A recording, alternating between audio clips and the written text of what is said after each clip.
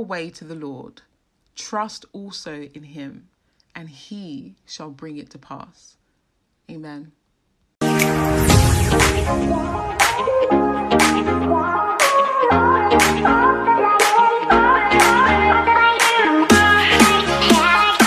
Hey guys, and welcome back to my channel. It's your girl Janet Davies, and I'm your hair growth guide.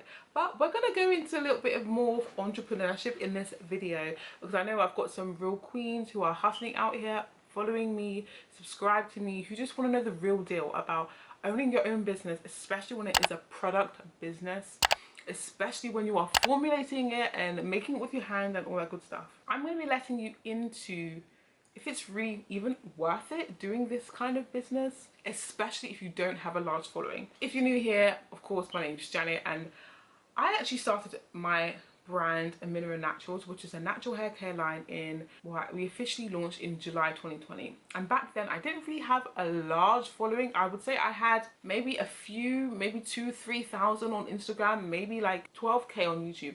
But I've been on YouTube for a long time, but I've never really been consistent. It's only now that I'm actually being consistent and seeing the kind of growth that I want to get. So I wouldn't say I had a massive large following that were ready to just kind of purchase all my products. So the kind of tips I'm giving you guys are really going to be helpful, because you don't need a large following to start a business. You just need to start. So let's just go a bit back in time. So I've been just a lot obsessed with natural hair. I started my natural hair journey in 2011. That's when I had my last relaxer, and since then I've just been obsessed when it comes to natural hair, in growing it out, because I saw all these amazing beautiful women on YouTube and I'm just like, how are they growing hair? Like, this is just crazy to me. So I've been on this journey for a while, and if you don't know already, I know shrinkage is really doing right now, but there's some pics of how my hair looks like when it's stretched, so you can actually see the hair growth that I've achieved in that. And I'll definitely link some videos that you may love to watch if you're interested in growing out your hair to the best of your ability. So as I said, I've been obsessed with natural hair for so many years, and also I've become a content creator who actually produces content around natural hair, and I would always show people what I'm using, and people would always ask me questions like, oh Janet, like, how do you do this and how do you do that and all that good stuff. And so I thought, I may be onto something. I may actually be onto something here. I started off with a hair growth potion, which is honestly our best seller. It's got so many great ingredients, and we do also have an extra strength version of this, which has even more ingredients to take hair growth to the next level. And guys, it is so incredibly hard having a product business, but it's incredibly worth it. So I just want to go into the 5 struggles and tips and pieces of advice that I can give to you, because I want to be super duper transparent, because this journey is not easy. I know a lot of people are actually interested in starting something of their own, wanting to have financial freedom, or just ultimately work for themselves. So I'm definitely going to be letting you into all the secrets and all the things I wish I knew before I did this, because this is tired. So I just want to say, I don't have it all together, okay? You girl, I'm still learning, you know? But I'm at a point now where I feel like I'm actually getting into the rhythm, like things are making sense, looking good, great. So I feel like I can talk about the subject matter. So I know one of the main struggles that people have when they want to start their own natural hair care line or product business is, how do you make these products? Like, where? How? Like, it's just all these ingredients. How do you mix it? Like, what do you do? Before we even get to how to create products, I think it's really important to address the fact that if you're an entrepreneur, your product needs to be a solution to a problem. If it's not a solution to a problem, nobody on this earth is going to buy it, okay? If you don't have a large following and loads of people to come and, you know, just support you for just supporting sake, you need to have a solution product. If you don't have a solution, your product will not sell and you will not make any money whatsoever. And I knew that for my niche, length retention, growing healthier, longer, stronger hair was the main problem when it came to natural hair. So I had to do so much research. I do actually have a BSc in biochemistry, although I haven't really used it to date, but I find myself using it now that I'm like post grad, because I graduated a little while ago. In order for you to create a product, you need to do so much research. And I'm not talking about, oh, well, a little quick Google. You need to do a lot of research. I've been doing research for what seems like so many years, I've read so many scientific papers around how to increase hair growth, what are the best ingredients for hair growth, all this kind of stuff. I've read so much and I've had to handle it myself. And when I did that, through just the time of research and things like that, and the thing is, obviously I've done this over quite a few years, but if you were dedicated and spent like, for example, like 6 months just researching out your product, then by all means. For me, it was just like stop and start for quite a few years. So once I did that, I ordered some ingredients and I literally would just mix them, trial them. But to be fair, I had already been doing a lot of DIYs, especially with the deep conditioner. So I've been kind of formulating products for quite a few years. I didn't even really realize that until I actually had to sit down and formulate. And I was like, wait, I actually have a formula that works, so let me just try that.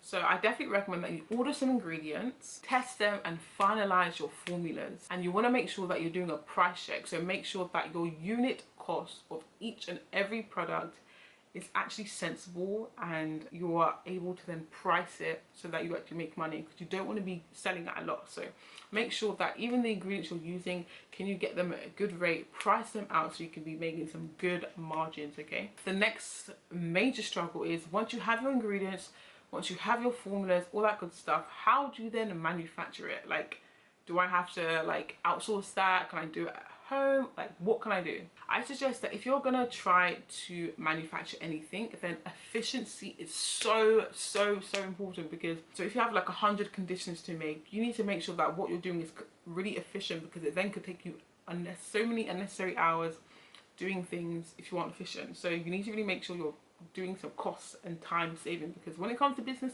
time is money. So invest in equipment and do that. I wouldn't say you need to do it right at the beginning, but you may have to. Like, equipment is not very expensive. I'll definitely link some equipment that you guys can look into.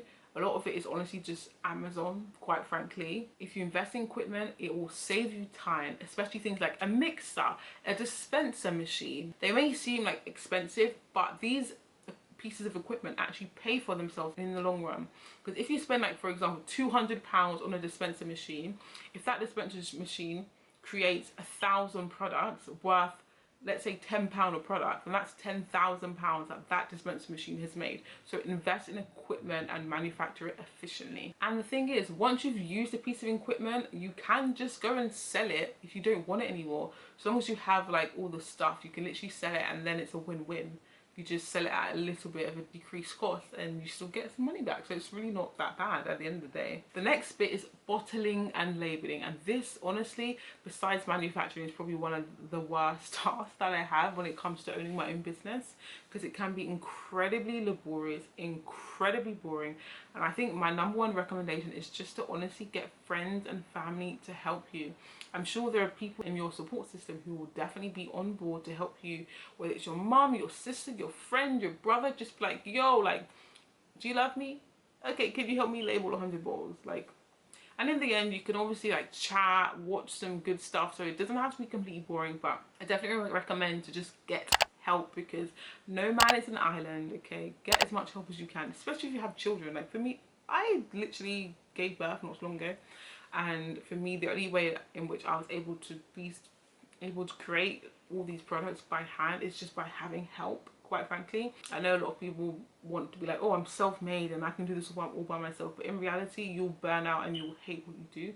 So definitely just get help. So the next part is actually fulfilling, and I feel like in terms of my levels of anxiety, fulfilling is probably not the most, but it can be very laborious. So you need to really make sure you have family on board to help you, friends on board to help you, because if you have like 100 orders and you're just the only person doing it, it can be quite emotionally exhausting and you might want to cry. Just saying. Another tip is you can actually get free boxes from like Royal Mail or DHL if you ship with them. So that can be a cost that you actually can literally say goodbye to if you ship with a certain partner. So I definitely say, if you're going to use a shipping partner, check out, they might have some free supplies that they can give to you, and that you can actually get that unit cost even lower because you're getting free boxes. Who doesn't like free boxes? The last part is actually shipping. Shipping is honestly like probably the most expensive thing in my business, mainly because a lot of my customers, a lot of my loyal customers are actually from the US, and it's quite pricey to ship from the UK and the US. And not only is it pricey, you want to make sure you're using a good supplier so that it actually gets to them on time, things don't get lost and things like that. And I will throw just a little bit of shade. People like Royal Mail, they can be quite unreliable, quite frankly. I'm not even joking. I was using Royal Mail for the start of my business, and quite frankly, guys, things would get lost, things would get broken, things would take a month to arrive. Like, it was painful, and I would just be having anxiety looking at my emails, getting an update, and then the claims process is even more painful. So you have to be considerate that even you may have a great idea that solves a problem, but there is still so much that goes into making sure that that product gets to your customer, and shipping is probably the hardest thing to handle. It's just the last step, and if it goes wrong, it can make people very unhappy, and you want to make sure that your customers are honestly really happy with your service. And it's annoying because shipping is not really a service that you're providing, but you're relying on them. And if a customer is going to give you money to send them a product, you are liable for the shipping. So if it takes a month to arrive, you can't just blame Royal Mail. You have to look at yourself and think, okay, if Royal Mail aren't doing a great job, then what can I do? So I made the executive decision actually to just move to DHL, which is a bit more expensive, but it is a courier service, and it gets the item from my house literally to my customer's house in like 24 hours. It's amazing. So I definitely recommend that. If you're starting, it might be good to just use your local post office services, but as you expand, as you grow, definitely look into more courier shipping services. So when it comes to shipping as well, it's really important to price your products accordingly, because when you think of a price of a product, right, you may think, oh, that product price is quite high. However, a lot of small businesses actually price products to cover shipping so that they're not at a loss. So for example, it may take me, like, let's say £20 to ship to the US. If someone buys a product that is worth £20, but the price of shipping is £20, and I'm literally just sent a piece of product that has not made me any money and I'm actually at a loss. So you need to make sure that you price your products accordingly so that when you are shipping them, it's not at a loss. So that's something to really, really keep in mind, because shipping is such an expensive piece of service that we use as a small business, e-commerce business. So I definitely recommend that you price your products accordingly to account for the shipping costs. And don't be afraid to price yourself accordingly, because at the end of the day, this is your time, this is your energy, this is your effort, and the right people who believe in your vision, who believe in what you're called to do, will definitely be on board to support. So don't be afraid to a point which makes sense for you and your time and what you have going on, because at the end of the day, these other large businesses who are able to have products priced a lot lower, they've been in this game for so many years. So they've been able to get their supplies, to get their products priced so low, maybe even pennies. They've also been able to negotiate great rates with shipping suppliers. So at the end of the day, they are able, because of economies of scale, to price products like at really cheap rates, which is great for them. But don't feel the need to price your products to match theirs, because in reality you can't compete with them yet. Okay, you can't compete with them yet. So price your products accordingly, but it doesn't mean that these are going to be the price of your products forever. You can have sales, you can have discounts, all that good stuff, but I would say definitely, I've saved this point till last because it's actually very important. The shipping of your products is very important. The service you provide is very important. How you price your product is very, very important. So I hope you guys enjoyed this video, and if you do have any more tips for anyone trying to start a business, especially a product business, then definitely comment down below, because your girl has had some struggles, especially with shipping, especially with manufacturing. There's been times where I've literally been, like, a machine has broken and I've just been there in my office floor literally wanting to cry, because I'm like, I need to create this item, and then, you know, my machine has broken, and what am I going to do? So yeah, guys, the struggle is real. So definitely comment down below any issues you've had with running your business, or even if you just have any questions around what it is like to run a business and stuff like that. Definitely comment down below, and I will try my best to answer, and I'm sure people in the community will answer as well. So thank you guys for watching, and I'll see you in the next video. Bye.